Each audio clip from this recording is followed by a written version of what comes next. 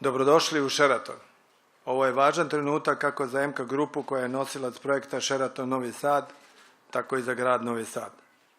Otvaranje hotela koji posluje pod franšizom jednog od najpoznatijih hotelskih korporacija u svetu, Marriott International, grad Novi Sad je dobio prvi međunarodni hotelski brend. MK Group je jedna od samo 3 kompanije u jugoistočnoj Evropi koje su uspešno prošle sertifikovanje od strane Marriott International za upravljanje njihovim brendovima. Na ovaj način doprineli smo jačanju infrastrukture grada Novog Sada i boljem pozicioniranju grada Evropske prestonice kulture 2021. godine. U hotel Sheraton Novi Sad smo uložili 15 miliona eura i obezbedili 120 novih radnih mesta, a korporativnom strategijom smo predvideli dodatne investicije u hotelijerstvo našeg regiona.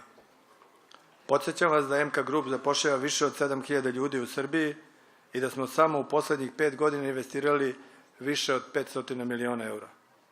Takođe, naša korporacija je za poslednje 3 godine uplatila preko 320 miliona eura poreza u budžet Republike Srbije po raznim osnovama. Ujedno vas podsjećam da postojimo već 35 godina i da smo u Srbiju investirali preko 1 milijardu eura za zadnjih 20 godina. Strast koju smo uneli u hotelski biznis i turizam pokretački je motiv da u svim našim hotelima obezbedimo vrhunsku uslugu od Kopaonika preko Beograda, Budve, Portoroža i Istre, a od danas i u Novom Sadu.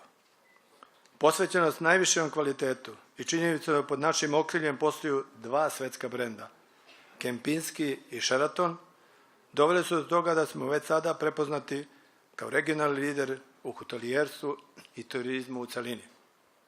U ime celog tima hotela Sheraton i zaposlenih MK grupe, još jednom želim vam dobrodošlicu. Nadam se da će vam večeras biti prijatno i da ćete i buduće rado dolaziti u naše hotele. Hvala vam.